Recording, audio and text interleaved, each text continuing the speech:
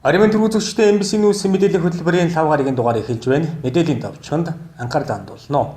Экологийн баруун бүсийн олимпиад боллоо. Дид ишин хэрэглэгчид MBC телевизийг 930 дугаар сувгдээр тохируулан үзнэ. 2019 онд аймгийн хэмжээнд 35 байршилд газрыг дуудлах худалдаагаар худалданаа. Аймгийн ардчилсан намын дарга чимэд цаг үеийн асуудлаар мэдээлэл хийлээ. Төмөн нээлттэй хязгаарынхан кампани нийгмийн үйлчлэгийнхаа хүрээнд 2 тамирчин сурагчдад дэмжлэг үзүүллээ.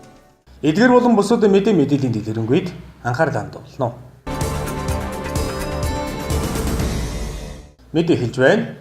Аймгийн боловсрол соёл урлагийн газар, улс нурын айс ав газар, аймгийн засдаргын тамийн газар, эрвэстэй нутгийн ирээдүйд төслийн хамт олон байгаль орчин аялал жуулчлалын газар хамтран тогтвортой хөгжлийн боловсролд зорилтын хүрээнд аймгийн болон баруун бүсийн экологийн анх дугаар олимпиадыг 4-р сарын 1-ээс 3-ны хооронд амжилттай зохион байгуулж байна. Энэхүү олимпиадыг өгтөж гэлгэр уутнаас татгалзах Давуун торны уралдаан, амьд ертөнцийн тайлан тогтвортой хөгжлийн нэгтгэл, бүтээлийн уралдааныг тус зохион байгууллаа. Баруун бүсийн экологийн олимпиаданд байгаль орчныг хамгаалах тухай хууль засгийн газрын 2016-аас 2020 оны үйл ажиллагааны хөтөлбөр тогтвортой хөгжлийн боловсрол үндэсний хөтөлбөрийн хүрээнд хамтдаа хандлага өөрчлөлт урандор 4-р сарын 1-ээс 3-ны өдрүүдэд зохион байгуулагдлаа. Экологийн анх дугаар олимпиад нь 4 томоохон арга хэмжээний хүрээнд зохион байгуулагдсан юм. Үүнд нийлэг гэлгэр уутнаас татгалзахыг уриална, багш сурагчдын дунд Давуун торны уралдаан, амьд ертөнцийн тайлан тогтвортой хөгжлийн үзэл баримтлалын сэдвээр илтгэл, бүтээлийн уралдаан, өргөвчтэй бокс сургалтыг тус зохион байгууллаа. 2018-аас 19 оны хичээлийн жилийн зорилтонд орсны дагуу тогтвортой хөгжлийн боловсрол зорилтын хүрээнд аймгийн баруун бүсийн экологийн анх дугаар олимпиадыг Ус аймагт зохион байгуулж байна. За энэ олимпиадыг өгтөж бол Ус аймгийн хэмжээнд 4 том ажлыг зохион байгуулсан. Нэгдүгээрт нь бид нийлэг гэлгар уутаас татгалзах Давуун торны уралдааныг багш сурагчдын дунд аймгийн хэмжээнд зарлж өнөөдрийн байдлаар 200 гаруй уут Давуун торууд ирсэн байгаа. За хоёрдугаарт нь бол бид нар амьд ертөнцийн тайлан тогтвортой хөгжлийн үзэл баримтлалын олон нийтийн жишгийн дагуу илтгэлийн хэлбэрийг бол багш сурагчдын дунд зарласан байгаа. За гуравдугаарт нь бид нар бүтээлийн уралдаан зарласан. За энэ бүтээлийн уралдаан доторх 3 төрлөөр зарласан. Нэгдүгээрт нь цахим ертөнц нь, хоёрдугаарт нь ханы зурглал, гуравдугаарт нь хүүхдүүдийн бүтээл гэсэн ийм 3 дотроо төрлөөр ингэж зохион байгуулагдлаа. Нэгэнт бид экологийн олимпиад гэдэг утгаараа бид нар хандлага өөрчлөлтийн урайнд бол бид нар онлайн олимпиадыг бол зохион байгуулж байгаа. Энэ онлайн олимпиад нь бол энэ олимпиадын бас хамгийн онцлог давуу тал бол онцлог байж харагдана. Энэ олимпиад нь бол бид нар цаасгүй олимпиад гэдгээрээ бид нар олимпиадыг зохион байгуулж байна. Хоёрдугаарт нь бид нар Давуун торны уралдааныг аймгийнхаа хэмжээнд зохион байгуулад олимпиаданд оролцож байгаа бүх баруун бүсийнхаа ирж багш сурагчид хүмүүстэй бол бид нар Давуун өөргөвчин багц сургалтыг ийм багш сурагчтайгаа хамт бүтээж оролцож ингэж явж байна. Үйл ажиллагааг бас маш олон байгууллагатай хамтарч ажиллаж байна. Үүнд Дэлхийн байгаль хамгаалалт сангийн эрвэстэй нутгийн ирээдүйд төсөл, аймгийн иргэдийн хурал, аймгийн тамгын газар, за байгаль орчин аялал жуулчлалын газар, тусгай хамгаалалттай газар, хүүхд гэрүүлийн хилцэн, мэдээлэл сурвалж сурчлагын ингээд маш олон байгууллагатай хамтарч энэ эко гэдэг экологийн анх дугаар олимпиадыг Ус аймагт амжилттай зохион байгууллаа. Энэ олимпиаданд нийтдээ 50 гаруй хүүхд багш сурагчид оролцож байгаа. Энэ олимпиадыг өгтөж Ус аймагт бас олимпиадыг зохион байгуулсан. Энд бас 60 гаруй хүн ингэж оролцож ийм өргөн хүрээтэйгээр энэ өнөөдөр зохион байгуулагдаж байна. Тус олимпиадын онцлог нь Давуун торыг аялал, албан хэрэгцээ, гэр ахуй, сурагчдын хэрэгцээнд тулгуурлан хийж, өргөвч хэлбэрээр ашиглах боломжтойгоор сургалтын богц мэдээллийг багтааж өгсөн нь ихээхэн онцлогтой байсан юм а. Энэ олимпиадын бас нэг онцлог нь бид нар Давуун торны уралдаан зарлахаас гадна бид нар Давуун тороо хөдөлгөөнд үүргэвч сургалтын багц хэлбэрээр бас оруулсан байгаа. За энэ хөдөлгөөнд үүргэвчийн багц дотроо 6 төрлийн хичээлтэй байгаа. 6 төрлийн хичээлтэй. За энэ хичээлүүд нь ерөнхийдөө өдөөс хойш энэ олимпиаданд орсон багш сурагчид яг энэ сургалтаа зааж өгөх юм аа. За жишээлбэл нэгдүгээрт нь жишээлбэл бид нар усны бохирдлыг гэвэл үүргэвч үзээд очиод голын хажууд очиод усныхаа бохирдлыг яаж тодорхойлох арга аргачлалууд нь энд заагдсан байгаа. Багш нар нь эндээ хичээлүүдэд заах. За хоёрдугаарт нь бол ерөнхийдөө жишээлбэл тэгээ аялалд гарцгаая гэсэн ийм хүүхдүүдийн танин мэдхүүн тийм тоглоомын аргаар хичээлүүд байгаа. Гэх мэт ингээд 6 төрлийн хичээлээр энэ үүргэвчтэй аялал, үүргэвчтэй хөдөлгөөний сургалтын үүргэвч ийм зүйлүүд Давуун тортойгоо хамтраад зохион байгуулалт хийгднэ. Тэгээд нэг болохоор тор болно, нөгөө талдаа ингээд үүргэж болох. Ийм одоо онцлог хэлбэртэйгээр ингээд манай олимпиад зохион байгуулагдаж байна. Даавн торны уралдаан зөвхөн ганцхан даавуу тор гэхээс гадна бид нар дотроо төрлийг бол гаргаж өгсөн байгаа. Нэгдүгээр нь боднод бид нар экскурс аяллаа тор, спортын тор, гэр ахуйн төрөл, албан хэрэгцээний сурагчдын гэсэн даван чиглэлээр бол энэ торны уралдаан зарласан. Энд үнэхээр багш нар бас нэлээд нийтвч зүтгэлтэй, шинэлэг, шийдлэлтэй, дизайнтай өөрсдөө ойсон ийм торууд ирсэн. Нийтдээ 15 шилдэг торыг одоо шалгаруулж энэ торуудыг бол Баруун Мөсийн экологийн олимпиадын одоо медалийн оронд даавн торуудаа шилдэг одоо шалгарсан дээр дурдсан 5 төрлийнхөө одоо торуудыг медалийн оронд одоо гардуулж өгөх ийм үйл ажиллагаа бас онцлог үйл ажиллагаа байгаа. Энэхүү олимпиадын зорилго нь биологийн үр амьсгалын өөрчлөлт, хүн амын өсөлттэй холбоотойгоор байгалийн аюул үзэгдлийг даван туулах чадварыг эзэмшиж, байгаль дээлтэй аялах үр амьсгалыг нэмэгдүүлэх, байгаль орчны боловсролоо бусдад түгээн дэлгэрүүлэх чадвартай хариуцлагатай иргэнийг бий болгох зорилготойгоор зохион байгуулагдсан юм а. Дараагийн мэдээ. Дидишийн үзэгчид сүүлийн өдрүүдэд манай телевизийг үзэх боломжийг боллоо. Гарахгүй байна гэсэн мэдээллийг олноор ирүүлсэн. Үүнтэй холбоотойгоор бид холбогдох мэргэжилтэнтэй уулзаж дараах мэдээллийг бэлтгэлээ. Манай телевизэн Дидишийн 72-р сүүг дээр Увс аймгийн 14 суманд гардаг байсан бол 3-р сарын 15-наас эхлэн Увс аймгийн бүх суманд гардаг болсонтой холбогдуулна Дидишийн хэрэглэгчдийн сүүгийн тохиргоонд ойрчлолт орсон юм. Хэрэглэгчдийн үрд болон дээрээ товчлууртай тохиромжоос хамаарна өөр тохиргоон дээр тохируулан үзэх боломжтой юм а. Манай телевизэн Дидишийн 930-р сүүг дээр, Сэтбоксийн 11-р сүүг дээр, Дөрвөн шаргын 48-р сүүг дээр тус гарч байна. Дидишийн урдаа товчлууртай тохиромжийг хэрэгэлдэг иргэд суугаа шинээр хайлгаж давтамжийн шинээр оруулна. Дээрээ товчлууртай тохиромжийг хэрэгэлдэг үзэгчид суугаа хайлгаад 930 дээр тохируулан үзэх боломжтой юм а. За урд нь бол орон нутгийн 2 сууг буюу MBC Сама маань 72, 73 дахь сууг дээр гардаг байсан. Энэ маань өөрчлөгдсөн байгаа. Тэгэхээр энэтэй бол манай дээр ч гэсэн нэлээд олон гомдол хүсэлтүүд ирж байгаа. Бид нар бол хэрэглэгчдэнд тайлбарлаад бас явж байгаа. За яагаад ингэсэн бэ гэхээр урд нь бол орон нутгийн 2 сууг маань зарим нэг сумууд дээр бол гардаггүй байсан. 3-4 сумууд дээр бол гардаггүй байсан. Одоо бол 100% манай аймгийн бүх суугийг сумуудыг бол хамарч байгаа учраас жоохон суугийн тал дээр бол өөрчлөлт орсон. За тэгэхээр хэрэглэгчид маань энэ дээр бол нэг тийм хэцүү асуудал бол байхгүй. За энэ дээр бол хэрэглэгчдийн маань төхөөрөмжүүд бол дотроо олон янз байгаа. 3-4 төрлийн төхөөрөмж байгаа. Энэ нь урдаа товчлууртай болон дээрээ товчлууртай гэдгээсээ ялгаатай. За урдаа товчлууртай төхөөрөмжүүдийг маань хэрэглэгч маань зөв суугад бол шинээр хайлгана, давтамжийг нь шинээр оруулах байгаа. Дээрээ товчлууртай төхөөрөмжийг суугаа хайлгаснаар орон нутгийн 2 сууг нь 930 болон 931 дээр шууд ороод ирж байгаа. За урдаа товчлууртай төхөөрөмжөө та удирдлагынхаа цэс товчлуур дээр дарахад антин тохиргоо гэж гарч ирнэ. За антин тохиргооныхоо хайх гэсэн товчлуур дээр дараад Didish TV 1 гэсэн тэр бичгэн дээр очоод шар товчоо дарнаа. Ногоон товчлуурыг дарж нэмэх тэмдэг орж 11654, 14000 гэж оруулаад V үсгийг оруулна гэсэн үг. Тэгээд окей дарах байгаа. Тухайн шивсэн V-г бол тухайн шивж оруулсан V тэмдэгтээ окей дарж улаан товчлуурыг дарснаар тухайн бүх суугуудыг орж ирнэ. Хэрвээ хэрэглэгчид маань энийг бас ойлгохгүй байгаа бол Дидишийн тэг сууг буюу промо дээр сууг хайлах зааварчилгаа маань байгаа шүү. Тэгэхээр орон нутгийн иргэд маань орон нутгийнхаа суугуудыг үзье гэх юм бол Дидишийн тэг сууг дээр тавьснаар сууг хайлах зааварчилгаа маань орж ирнэ. За хэрвээ бүр боломжгүй таны Дидиш маань дээрээ товчлууртай, урдаа товчлууртай болвол та Дидишийн лавлах руу 1434 буюу 77 77 1434 рүү холбогдож за орон нутгийнхаа суугуудын давтамжийг бол оператортой холбогдож оруулснаар та орон нутгийнхаа суугуудыг үзэх боломжтой байгаа шүү.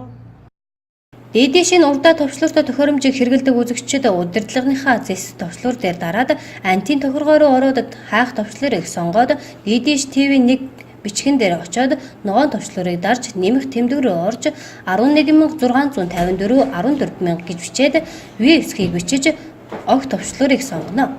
Ингэснээр хүссэн суугаа үзэх боломжтой юм. Мөн үзэгчдэд DD-шийн тэг сувг буюу форма дээр суугаа хайлах зааварчилгааг үзээд тохиргоогоо хийх боломжтой.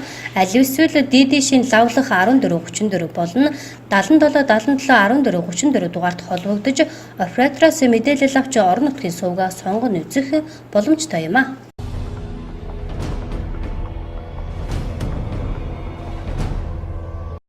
Эрдэнэс таван толгой хувьцаат компани нэгж хувьцаанд 25 төгрөгийн ногдлол ашиг хуваарлах төлөөлөн өдөрдох зөвлөлийн тогтоол батлагджээ. Өөрөөр хэлбэл 1072 хувьцаатай иргэн ногдлол ашиг 26800 төгрөг хүртэх боломжтой болох юм а.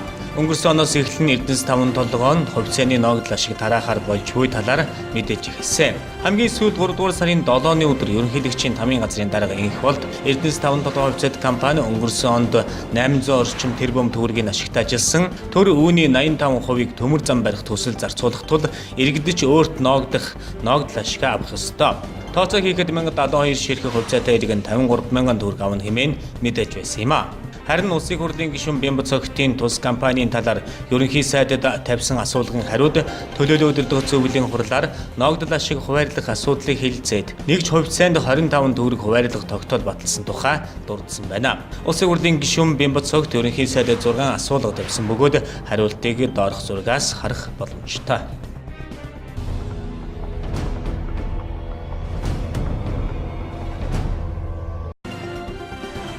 Монгол Улсын зэвсэг түвшний анх 2002 онд 2 цэргийн ажиглагч офицерыг бүгд баримтах ардчилсан Конго улсад Нэгдсэн үндэсний байгууллагын ажиллагаанд илгээсэн байдаг. Үүнээс хойш өнгөрсөн 17 жилийн хугацаанд Нэгдсэн үндэсний байгууллагын энхийг сахиулах ажиллагаануудад 30 орчим цэргийн баг, 300 орчим цэргийн ажиглагч, штабын офицерыг сургаж бэлтгэн нийтдээ 10,430 гаруй цэргийн хаагчийг Нэгдсэн үндэсний байгууллагын энхийг сахиулах ажиллагаанд илгээж мандатаар хүлээсэн үүргээ нэр төртөө биелүүлж байна. Өнөөдөр Монгол Улсын зэвсэг түвшнээс Нэгдсэн үндэсний байгууллагын энхийг сахиулах ажиллагаанд мот буудлын 1 батальон, штабын офицер, штабын ахлагч, цэргийн ажиглагч офицер зэрэг албан тушаалуудад нийт 886 цэргийн албан хаагч үүрэг гүйцэтгэж байгаа юм а.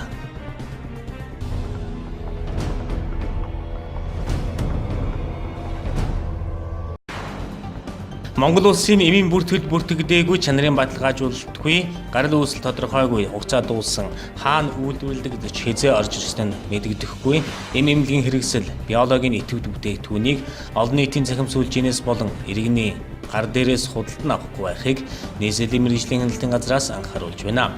Учир нь тус байгууллагад иргэний ирүүлсэн гомдлын дагуу иргэн бэгийн Чингэлтэй дүүргийн 13 дугаар хороонд байрлах орон байранд харьяа дүүргийн цагдаагийн байгууллагатай хамтарсан хяналт шалгалт хийжээ. Шалгалтаар Монгол Улсын эмийн бүртгэлд бүртгэдэггүй Black Gold 1.5 г эсчүүдийн бэлтгэл гэх бүтээгдэхүүнийг утсаар захиалга авч хүргэлтээр худалдан борлуулдаг мөн хуулиар хоригдсон хэлбэрээр эмийн зар сурталчилгаа явуулж байсан зөрчлүүд илэрчээ. Бүх хэрэгц зөрчлийн тухай хуулиар арга хэмжээ авсан байна.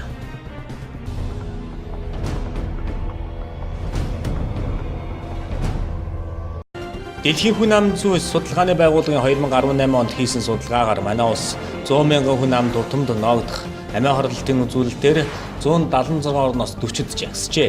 Өөрөөр хэлбэл 100 мянган хүн ам тутамд 11.7 гэсэн үзүүлэлттэй байгаа юм.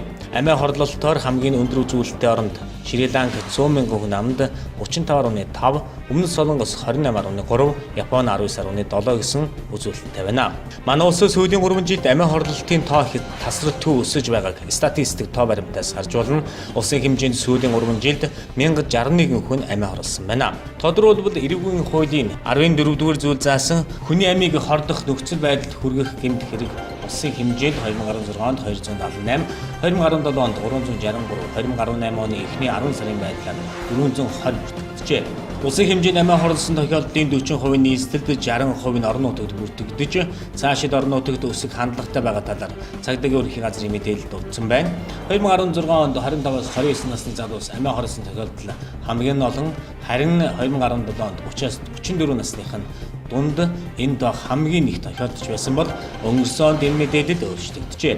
Өөрөөр хэлбэл 2018 оны эхний 10 сарын байдлаар 420 хүн амиа хорлсны дийлэнх нь ирчүүд тэр дундаа 50-аас дээш насных нь олон байгаа юм а. Тодорхойлбол 2018 онд 50-аас дээш насны 76 хүн амиа хорлсон нь бусад насныхаас 12%-аар илүү байна.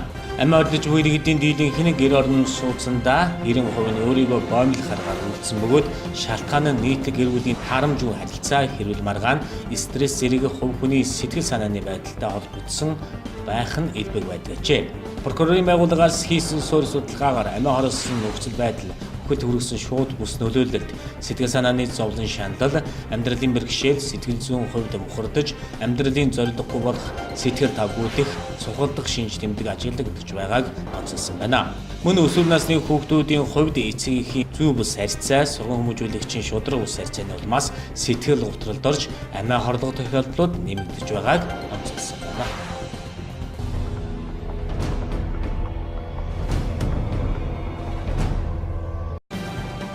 Иргэний цахим үнэмлэхээ онлайнаар захиалах боломжтой болоод байна. Энэ оны 3 дугаар сарын 19-ноос онлайнаар захиалга авч ирсэн талаар улсын бүртгэлийн ерөнхий газраас мэдээллээ. Харин анх удаа цахим үнэмлэх авах мөн 25-45 насны хугацааны сонголтод энэ үйлчилгээ хамаарахгүй байна. Эдгээр тохиолдлуудад хурууны хээг дахин авах учраас улсын бүртгэлийн байгууллагад заавал биеэр очиж баталгаажуулах ёстой гэж улсын бүртгэлийн ерөнхий газар мэдээллээ. Өөрөөр хэлбэл хаяж өргөдүүлсэн гэмтээсэн хүчинтэй байдлыг алдагдуулсан тохиолдолд цахим үнэмлэхээ онлайнаар захиалах боломжтой юм а. Иргэд улсын бүртгэлийн цахим систем бүртгэл цэгийн сайт руу орж 38,500 төгрөг төлснөөр үнэмлэхээ харьяалал харгалзахгүй захиалах боломжтой.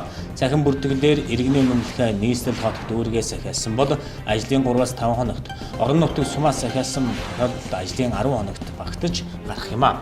Үүнээс гадна тус байгууллага энэ онд багтаан гадаад паспортыг онлайнаар захиалдаг болохоор төлөвлөж байгаагаа мэдээллээ.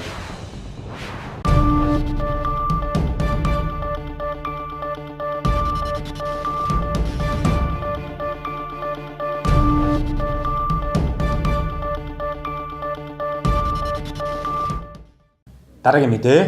Газар эзэмшүүлэх эрхийн нээлттэй дуудлах худалдааг 10 сумын 35 байршилд газрыг худалдаа үйлчилгээ, премьер, орон сууц, шатхан түгээх станцын зориулалтаар дуудлагаар худалдахаар боллоо. Тухайн газрыг худалдан авахыг сонирхсан иргэн аж ахуйн нэгж байгууллага MLE цэгийн хаягаар орж дэлгэрэнгүй мэдээллийг авах боломжтой юм а.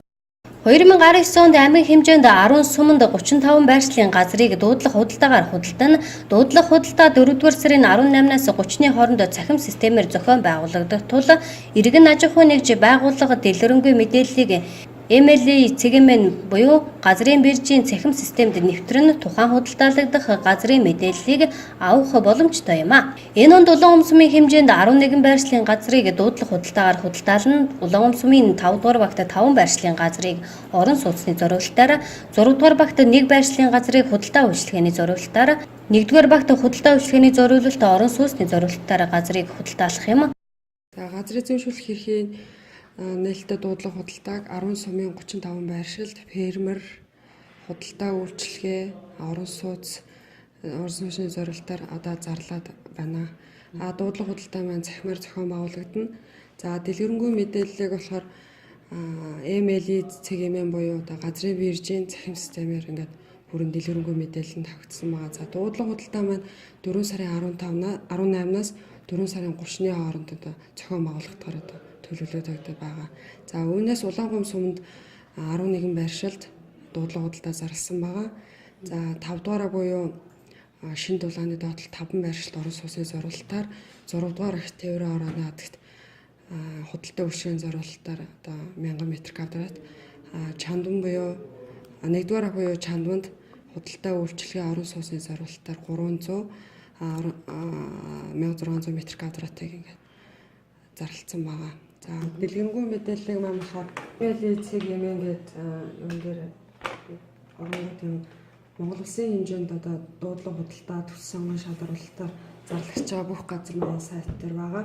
За үүнээс дуудлага худалдаа гэдэг энэ өргөдлөөр дуудлага худалдааны төлөвөд харагдах хэвээр. За төлөвдөр төлөвлөгдөж бүгээд байршил дээр Увсан аймгийг сонгоо. За Увсан аймгийг сонгохоор Увсан аймгийн хэмжээнд зарлагдсан нийт 35 байршил, 10 сумын 35 байршил маань харагдана. За үүнээс аль сумын дээр одоо дуудлага худалдаа оролцох хүсэлтэй байгаа, аль байршлыг харах хүсэлтэй байгаа гэдэг сумыг бас сонгох ба. За Улаангум сумын хувьд ингээд сонгоод Улаангум сумын маань 11 байршил ингээд бүгд ингээд харагдаж байгаа. За энэс одоо биеийн байршлыг сонирхож байгаа гэж бол тэр байршил руугаа ороод ингээд одоо дараа зүсгээр энэ байршлын маань зурагтаа мэдээлэл нь хизээ бүртгэж эхлэхээ хэдэн метр квадрат анхны үнийн үе дэн чин одоо яаж бүртгэхээ дэн чин хэдэн дөрөвдөлхий гэдэг бүх мэдээлэл маань сайт дээр бүгдээр харагдгаа. Тэгэхээр газрын захин биржийн системээр буюу захимаар явагдаж байгаа маань гол давуу тал маань одоо Увс аймагтайгаа иргэн биш Монгол улсын хэмжээнд хаанаас ч одоо иргэн аж ахуйн нэгж одоо оролцох бүрэн боломжтой байгаа. Газар эзэмшүүлэх нээлттэй дуудлага худалдаа нь цахим системээр явагдаж байгаа тул Монгол орны хаанаас ч хамаагүй тус дуудлага худалдаанд оролцох боломжтой юм. Тухайн сонирхсан байршлийнхаа талаарх дэлгэрэнгүй мэдээллийг иргэн аж ахуйн нэгж байгуулга нь MLA CGM-ийн сайт руу ороод гарч ирсэн төлөвөөс төлөвлөгдөж буй цонхыг сонгоод байршил дээр Увс аймгийг сонгон тухайн дуудлага худалдаагаар худалдаалагдах газрын зураг, дэнчин, хэмжээ, байршил хэдэн төгрөгөөр эхлэж байгаа тухай мэдээллийг харах боломжтой юм а.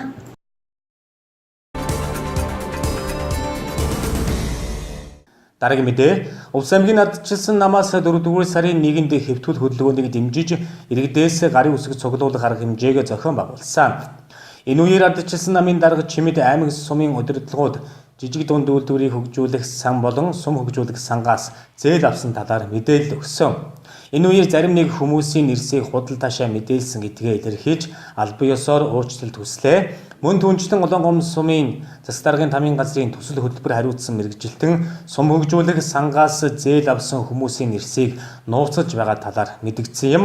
Ингээд Увс аймгийн ардчилсан намын дарга чимэдийн цаг үеийн асуудлаар хийсэн мэдээллийг тодруулуулангаас хүлээн авч үзнэ. Өчигдөр бас одоо тэр улс орон даяар хууль бус жижиг дунд үйлдвэрийн сангаас зээл авсан улсын хурлын гишүүд, засгийн газрын гишүүдийн үйл ажиллагааг эсэргүүцсэн энэ хэвтгэл хөтөлбөрийн үйл ажиллагааг иргэний хувьд дэмжиж одоо гарын үсэг цуглуулах хөдөлгөөн өрнүүлсэн. За энэ хүрээнд бол би бас Улаангом сумын сум хөгжүүлэх сангийн зээлийн одоо төлөлтийн талаар иргэдүүдээс мэдээлэл авахд иргэд надад хэвтгэл хүмүүний нэрийг хэлсэн. Ийм хүмүүс одоо зээл авчлаа, эдгээр юу хийж байгааг тодорхойгүй байна гэсний дагуу би ерөнхийдөө албан бус мэдээлэл гэдэг нэрээр тэр хүмүүсийн нэрийг зарлаж хэлсэн. Энэ бас ерөнхийдөө Улаангом сумын иргэдийн төлөөлөгчийн хурлын төлөөлөгч, багийн иргэдийн нийтийн хурлын дараа багийн засаг даргын хамаарал өгөх хүмүүс байгаа учраас энийг бол хэлсэн юм аа. Тэгээ өнөөдөр би өглөө Улаангом сумын жижиг төсөл хөтөлбөр хариуцсан ажилтан Гончик гэдэг залгуудаар очлоо. За Гончигтой уулзсан, би Гончигт бол өргөдлөө гаргаж өгсөн. Надад одоо энэ жижиг дунд үйлдвэрлэлийн одоо Улаангом сумын одоо сум хөгжүүлэх сангаас 2017 оноос хойш авсан хүмүүсийн нэрс, компанийн нэрс одоо зээлийн хэмжээ ямар зорилтоор авсан бэ тэрийг нь одоо энэ мэдээлэл өгөөч гэдэг өргөдлөө албан ёсоор өгсөн байгаа. Бас тэр сумын хөгжүүлэх сангийн зээлийг ямар журам дүрмээр иргэдэд олгодгийг, тэр журам дүрм нь ямар байдгийг тэр талаараа бас мэдээлэл өгөөч. Би уг нь бол энэ мэдээллийг ингэж хайж явах ёстой хүн биш ээ. Дурын иргэн бол одоо технологи хөгжсөн үед бол Улаангом сумын сайтаар ороод төсөл хөтөлбөр гэдэг газраар ороод тэр жижиг дунд үйлдвэрлэлийнх нь одоо журмыг нь аваад бас хин одоо хэдэн онд хэдэн сард ямар зээл аваад ямар юм хийж байгаа гэдгийг харчих боломжтой шүү дээ. Одоо энэ чинь мэдээлэл авах одоо хуулийг хэрэгжээд Монгол улс явж байна шүү дээ. Тэгэхээр би бас өөртөө байгаа мэдээллээр бас одоо өчтөр хэд хэдэн хүний нэр хэлцүүлсээс зарим нь бол буруу хазаа хэлэгдсэн юм шиг байна. Одоо тийм учраас одоо би яг өөртөө байгаа мэдээлэлээр бас л одоо Гончгоос аваагүй учраас бас энэ бас яг эцсийн алган гэж хэлэхэд бас хэцүү л байна. Гэхдээ бол бас хэлчихье яах вэ. За 17 онд бол энэ сумын хурлын төлөөлөгчдөөс одоо хүмүүс авчээ, зээл авчээ. Одоо тэрийг энэ сумын жижиг дунд үйлдвэрийн хөгжүүлэх сум хөгжүүлэх сангийн зээлийг одоо журам гэдээ байх хэрэгтэй байхгүй юу? Тэгээ тэр хүнд одоо сумынхаа одоо жижиг дунд үйлдвэрийн одоо сум хөгжүүлэх сангийн зээл болгодог журмаа над өгчөөч гэсэн чинь засгийн газрын 2016 оны 153 дахь тогтоолын хавсралтыг надад өгчөж байгаа байхгүй юу? Энийг бол тэр хүнээс авах шаардлагагүй л дээ би сайтаас хараад авч шít. Надад оромжилж байгаа юм шиг ингэж өгчөж байгаа байхгүй юу? Уг нь бол энэ тогтоолын хавсралтын дагуу яг Улаангом сумын жижиг дунд үйлдвэрлэгч одоо сум хөгжүүлэх сангаас зээл олох журам гэдэг ингээд яг сумынхын журам байх хэвээр. Тэгээ сумынхын журмыг авах гэсэн чинь надад ингээд оромжилж байгаа юм шиг та энийг авах. Энийг нь уншихаар тий над чи боловсралтай нь хэрэггүй боловсралгүй хүмүүс энийг ойлгохгүйгүй журам байхгүй юу? Тогтоол. Энийг уншид хэн ч одоо юу хийж одоо юу авч өгөх нь мэдэхгүй. Энийг чинь одоо сумынхаа хэмжээнд буулгаад одоо бага боловсралтай болон дунд боловсралтай ямар ч боловсралтай хүн уншаад ойлгоод төслөө бичээд авах хэмжээнд буулгасан сумын журам байх хэрэгтэй. Тэрийг өгсөнгөө одоо тэгээд энэ надад оромжлоод байгаа юм яагаад байгаа би мэдэхгүй байна үүндээ. Гэхдээ яг нэг цаас өглөө баярлалаа. Тэгээд ингээд одоо өчигдөр хэлсэн хүмүүс дотор бас зарим хүмүүсийн нэр хазаа хэлэгдсэн байна шүү. Бас уучлаарай. Ялангуяа энэ Улаангом сумын 3 дугаар багийн засаг дарга Болдбаатарын нэр буруу хэлэгдсэн байна. Танаа захирлын нэр бол бас буруу хэлэгдсэн байна. Энийг бас одоо албан ёсоор би бас төрийн өндөр албан хааштай хүнийг үтгэж болохгүй, дормжилж болохгүй. Хүн хэлсэн үгэндээ эзэн байх хэрэгтэй. Эргүүлээд бас тий буруу хазаа хэлсэн бол уучлаа гуйдаг байх хэрэгтэй гэдэг үднээс энэ мэдээнд ирж байгаа. За албан ёсоор одоо би хэлье. Одоо дахиад хэлье. Энэ удаа баттай. Энэ одоо энэ бас нэг юм бичиг олж авлаа л да би. Нөгөө сум хөгжүүлэх сангийн зээлийг. Одоо тэр нь одоо бас дамжууд л ирсэн бичгэлдээ. Өчигдөр бол зөвхөн хүмүүсээ амар хэлсэн үг. Одоо бол ямар ч гэснийг бичих. Тэргээ биччихсэн бичиг. Тэгэхээр тэрийг одоо энэ үнэн худлыг нь бол тэр гончиг над мэдээлэл өгөөм чинь та нар дуучраад бас тий мэдээллийн мөрөөр очиад гончгоос асууж болно л да. Тэгээ энд үнэхээр бас одоо улсын хурлын гишүүд, засгийн газрын гишүүд одоо ингэж автсан байгаа шүү дээ нөгөө олонх нь. Гэтэл энэ Улаангом сумын иргэдийн хурлын төлөөлөгчд багийн дарга багийн иргэдийн дарга нар бас энийг төрүүлээд авчдсан байна уг нь. Уг нь бол энэ хүмүүс чинь сонгогдтоо иргэдэд эхлээд олгочоод юм үлдвэл өөрснөө аавна гэж иргэдийн төлөөлөл гарч ирсэн хүмүүс. Тэгтэл тэгдгүүн байна. Эдгээр чинь 20 сая гэдгийг би бодоод байсан чинь над журам өгсөнгөө л дээ хамгийн дээд хэмжээ нь болов гэж бодож байна. Хамгийн ихтэл 20-ыг өгдөг юм шиг байна. Тэгээд эднэрийн авч байгаа мөнгө бол ерөөсө жигд 20 юм уу 10 сая байгаа байхгүй юу. Тэгээд би гончгоос асуудаг байхгүй. Энэ жигд 20 саяын бизнес, жигд 10 саяын ямар ч зөрөөгийн бизнесийг бас сонирхмоор байна. Ямар бизнес тийм жигд үнийн дүнгийн юм адилхан байл. Ядаж 5 байж болдгоо, 9 байж болдгоо, 15 байж болдгоо, 11 байж болдгоо ямар сонирм бэ гэсэн чинь надад тэр мэдээлэл олдсонгүй. Уучлаарай. Дараа нь би энэ үнийн мөрөөс дахиад ерөөсөө явна олон одоо салахгүй энэс. За ингээд Улаангом сумын иргэдийн хурлын төлөөлөгч гант тулга, гант тулга 17 оны 7 сард авсан байна 20 сая. За Улаангом сумын иргэдийн төлөөлөгч И Батчулуун 17 онд 20 саяыг бас авсан байна. Улаангом сумын одоо иргэдийн хурлын төлөөлөгч Чеп Хүрүүнэм гэдээ байгаа байхгүй юу? Одоо төгсөлт үйлчлэгчийн газар энэ 10 сая гэж байгаа. Тэгтэл гончиг бол надад эн чинь байхгүй гэж хэлээд байгаа байхгүй. Чи байхгүй бол энэ бичгтэр чинь байна шүү. Энийг тайлбарлах хариу өгсөнгөө. Гэхдээ байхгүй гадад гончгол мэднэ. Бүрүүнэм нэр байж энэ миний энэ олж авсан биш. Тэр нөгөө Болдбаатар гэдгийн оронд юу юм бэ? Улаангом сумын 10 дугаар багаас сонгогдсон Болдбаатар, Баярагийн Болдбаатар гэдэг хүн 10 сая төгрөг авсан байна. Болдбаатарын Болд очор. Энэ болд очор шиг Болдбаатарыг одоо ингэ дахин хэлмэдүүлж болох. Болд очор. За дараа нь Улаангом сумын 8 дугаар багийн засаг дарга гэж өчтөр би буруу хэлсэн байлаа. 8 дугаар багийн иргэдийн нийтийн хурлын дарга энэ гант тулга гэдэг хүн 20 сая төгрөг авсан байна. Энэ гант тулга. Энэ өчтөр хэлэгдсэн. За бас А Бимба гэдэг хүн 18 онд авсан байхгүй 1 сард 10 сая төгрөг авсан байгаа. Энэ А Бимбаг нь би судлаад хүмүүсээс ингэ сургуулаад үзэхээр 10 дугаар багийн засаг дарга сургуульчлагчийн нөхрийн хамааралтай гэж байгаа байхгүй юу? Сургуульчлагчийн нөхрийн хамааралтай. Тэнд би бол зүгээр хамааралтай гэдгээр нь хэлж байна. Нарийн мэдэхгүй байна. Одоо гончгоос би асууж чадаагүй учраас за бас Дээл Агуусран гэдэг 18 оны 6 сарын 14-нд авчи 10 сая төгрөг. За энийг судлаад үзэхээр бол Улаангом сумын засаг даргын орлогч асан сумын иргэдийн хурлын төлөөлөгч Бигзжав, Мобик хэмээн Бигзжав гэж нэр тэдний эхнэр гэж ийм одоо мэдээлэл гарч ирж байна. За мөнгө чулуун гэдэг шинэ зууны мөнгө чулуун 10 сая төгрөг. Энэ нь одоо хинийхэн ч хамааралтай бүүмэд.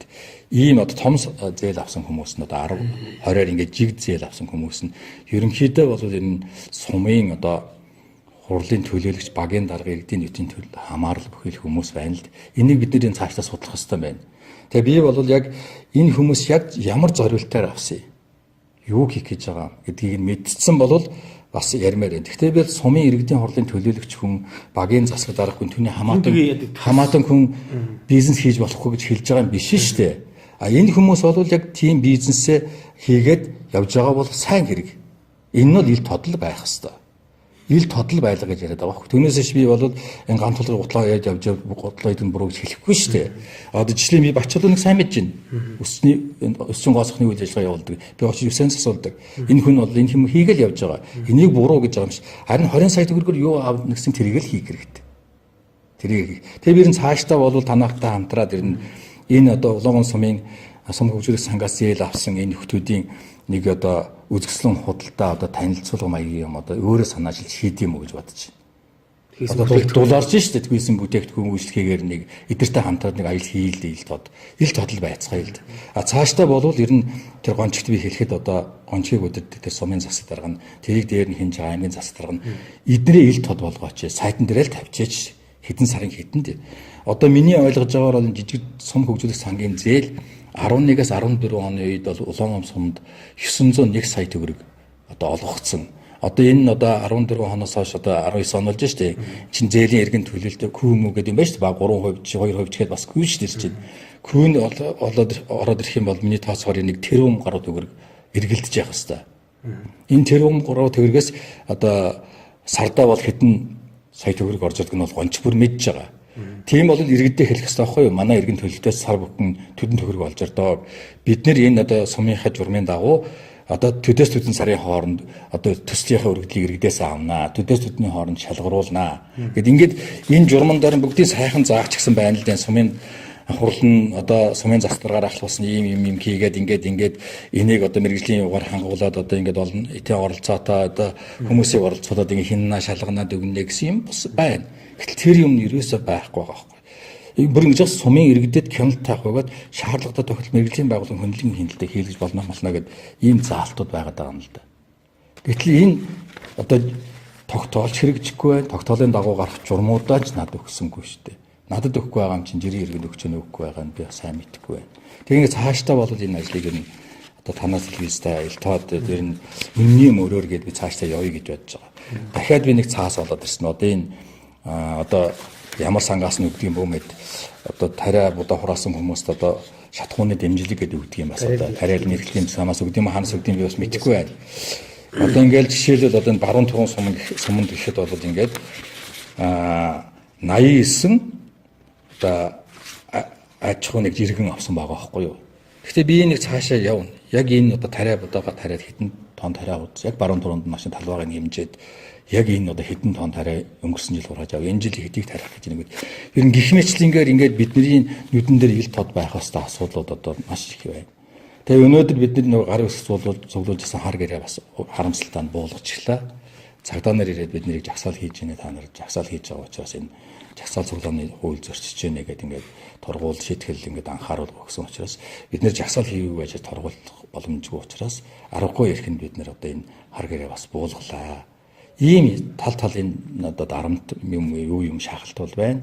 Энийг би бол цагдаа нар өөрснөө хариулна байл гэдэг. Бид нар жагсаагүй, цуглаагүй тэнд зөвхөн иргэдийн дуу хоолой гарын үсгийг л авах мэдээлэл цуглуулах юм ажлыг хийхэд ингээд бас болдгоо юм байна. Тэгэхээр Монгол Увс аймагт хүний эрх хэрэгжүүлээ энэ одоо үндсэн хуулийн засаг болно ирэх байгаа шүү дээ. Энэ ирэх мэр хаа яваа бүү мэдээ. Иймэрхүү л байдалтай байна. Тэгэхээр ер нь одоо ийм байж болохгүй. Одоо би ийм байгаа юм чинь жирийн иргэн ямар байх вэ гэдэг нь хэлэх хэцүү санагдаж байна надад. За ингээд баярлалаа. Дараагийн мэдээ. Аймгийн хөдөө боломж үйлчилгээний газраас хүнсний эрхийн бичгийн үйлчилгээ авдаг өрхийн 2 хүүхэд Дамын улсын авраг шалгаруулга тэмцээнд оролцох эрхээ авсан ч Улаанбаатар хотод явж тэмцээнд оролцох зардал мөнгөний гачигдал үүссэн. Иймээс хөдөө боломж үйлчилгээний газраас төмөнд нээлттэй хязгаарынхан кампанид санал тавьснаар 2 тамирчин сурагчийн унааны зардлыг шийдсэн байна. Увс аймгаа төлөөлөн улсын аврагад оролцохоор болсон 2 тамирчныг аян замдан өдөж мордууллаа. Дамын спортын тамирчин сурагчид болох Отхон цэцэг Будхүү нар аймгийн авраг шалгаруулга тэмцээнд төрүүлж улсын авраг шалгаруулга тэмцээнд оролцох эрхээ авсан юм а. Увс аймгаас Улаанбаатар хотод очиж уралдаан тэмцээнд орно гэдэг тодорхой хэмжээний мөнгөний асуудалтай тулгардаг. Зөвхөн 2 талын автобусны зардал гэхэд 130 орчим мянган төгрөг болж байгаа юм. Төмөн нээлттэй хязгаарынхан кампани спортыг дэмжигч байгууллага бөгөөд өмнө нь Увс аймгийнхаа тамирчдад дэмжлэг үзүүлж байсан удаатай юм а. Энэ ч удаа мөн нийгмийн хариуцлагынхаа хүрээнд 2 тамирчин сурагчдад аймаг орон нутгийнхаа нэрийг өндөр төргөх боломжийг олгож 2 талынх нь унааны зардлыг нь шийдвэрлэж өглөө. Мөн цагдаагийн байгууллага практикал даатгал хамтран ажиллалаа. Газрын одоо мэрэгчлэлтэнгийн зүгээс баг хариуцсан мэрэгчлэлтэн майдалгэртэй цуг төмд нээлттэй оршооны одоо Синг самбуу захиралтай хамт олонд очиж бид нөхцөл байдлыг хэлж танилцуулаад 2 хүүхдийгээ автобусанд одоо үн төлбөргүй үйлчлүүлэх болсон. Тэгээд одоо цагдаагийн газрын хүүхдийн байцаагч буянтагдах практикал даатгалын анх заяа нартай хамтран одоо 2 хүүхдийгээ бид нэр явуулаад байна. Практикал даатгалд хамтарч ажилласан. Практикал даатгалаас бол манай 2 хүүхдийг хүүхдийн даатгалд хамруулж гисэн байгаа. Цагдаагийн байгууллагаас бол 2 хүүхдийг маань автобусанд суулгаад жолооч болно. 2 хүүхэдтэй одоо аюулгүй ажиллагааны зөвлөгөө зарчих одоо зөвлөгөөг өгч биднэрт одоо бид бүгдэд одоо бүх тусалцаа үзүүлсэн. Түнд нээлттэй компани захирал сан болон цагдаагийн байгууллага практикал даатгал нартай баярлалаа. За өвчтөдөө бас энэ өдрийн мэнд хүргье. За манай компаниас бас улсын одоо даамын аврал шалруулах тэмцээнд одоо явж байгаа одоо 2 хүүхдийн зардлыг бас ивент итгэж явуулж байгаа. Хүүхдүүд маань бас одоо алс холоос бас Улаанбаатар руу бас тэмцээн уралдаанд ороход бас зардал чирэгдэл бас гардаг байгаа. Бид бүхэн бас одоо чадхатаараа бас хүүхдүүдийн одоо зардлыг бас ивент итгэж одоо явуулж байна. Тэгээд хүүхдүүд маань бас тэр тэмцээндээ оролцоод бас улс нутгийнхаа нэрийг гаргаж бас амжилттай оролцохыг бас хүсээрээ. Хөтөлбөр халамж үйлчлэгээний газраас одоо тухайн хүүхдүүдийг маань цагдаагийн газартай бас түмэнд нээлттэй хоршоо компани одоо албаагчдтай хамтран одоо хараа хяналттай хяналтын доор Улаанбаатар хотод хүргэх тэгээд цаана тосож авах хүмүүст нь хүлээлгэж өгөх зорилгоор одоо энэ ажлыг өрнүүлж байна. Манай цагдаагийн байгууллагын зүгээс болохоор тухайн 2 хүүхдийг жолоочд нь автобусны жолоочд нь хүлээлгэж өгч замын туршид аюулгүй байдлыг нь хангаж явах талаар заавар зөвлөгөө өгж тухайн хүүхдүүдийн аюулгүй байдлыг хангаж ажиллаж байна. Олон ах эгч нар гэр бүлийнхээ итгэлийг өвөрдлөн мөрдсөн тамирчин охиддоо амжилт хүсье.